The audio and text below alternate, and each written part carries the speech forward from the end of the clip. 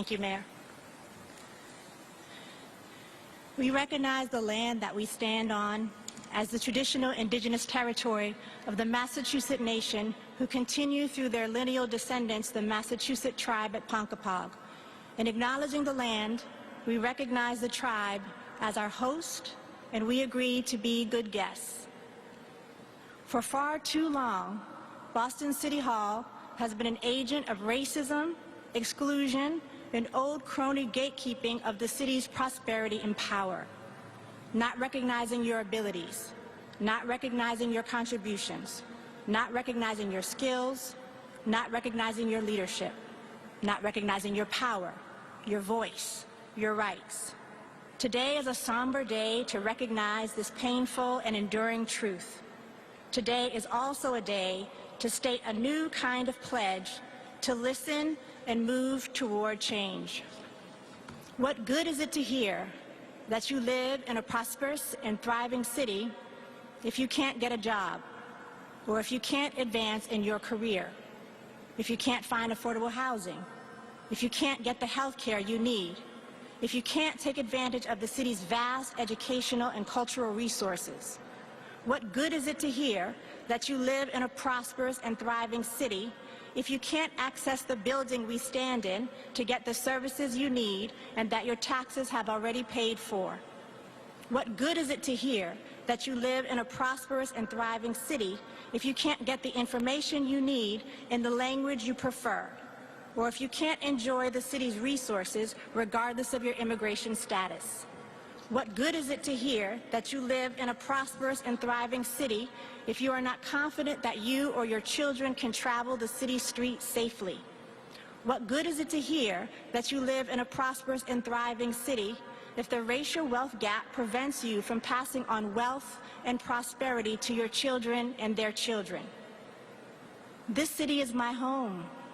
I am born and raised a daughter of the dot. Dorchester is in my veins and in my heart. My family, like many other black families, left the South and headed north to Boston in search of economic opportunity and a better life. But they did not find that here. They found a city that was closed to their dreams, their abilities, and their needs. So like many families then and now, my family strengthened its resolve. The resilience, fortitude, and organizing of these families, and so many mothers and grandmothers and women who hold our city together every day when cooler heads do not prevail. My grandmother, Mrs. Mary Crockett, was one of 57 plaintiffs named alongside Tallulah Morgan in the now famous Morgan versus Hennigan case. May these dear, dear women rest in power.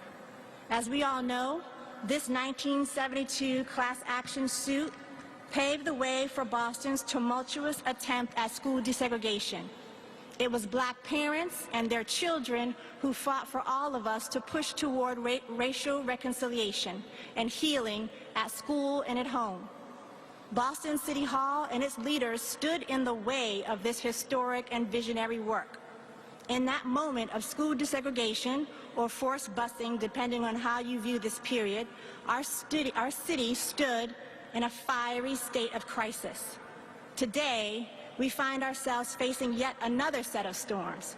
The twin crises of the coronavirus pandemic and America's unfinished racial reconciliation have us all feeling raw, vulnerable, and exposed. The question is, what will we do? Do we have the moral and political will to confront and heal our most difficult and enduring wounds? Do we have the will and the courage to dream new dreams for populations long denied what we actually deserve? I believe we do, but my own faith is not enough. I need everyone standing here with me and within the hearing of my voice to be bold and move beyond what we may individually think is possible. When Tallulah Morgan and the Boston branch of the NAACP dared to dream a bigger dream for us all, we failed to deliver. We stand right now in a frightening and promising moment to right our past wrongs. The people of Boston are marching in the streets right now and demanding more, because they deserve more. Equity is about delivering a corrective fix to right wrongs. For Boston's Black, Indigenous, immigrant, Latinx, and Asian communities, racial justice and economic inclusion are not new concerns. These legacy populations have built and sustained the city of Boston when it could not sustain itself. What's new here is government's willingness to listen and include itself in conversations, agendas, and policy setting that matter to us and hold the promise of a more liberatory future. This is an act of conclusion. So, Mr. Mayor, welcome to the conversation. The struggle and the table set by the residents who elected you is ready, and is now. I am honored to support this mission by bringing my heart and soul to the work of leading the Equity and Inclusion Cabinet.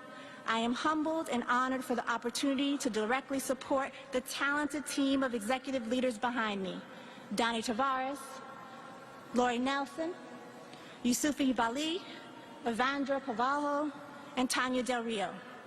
These leaders have been working hard to elevate equity in all aspects of the city's work, and my job is to support and strengthen what we already know is working.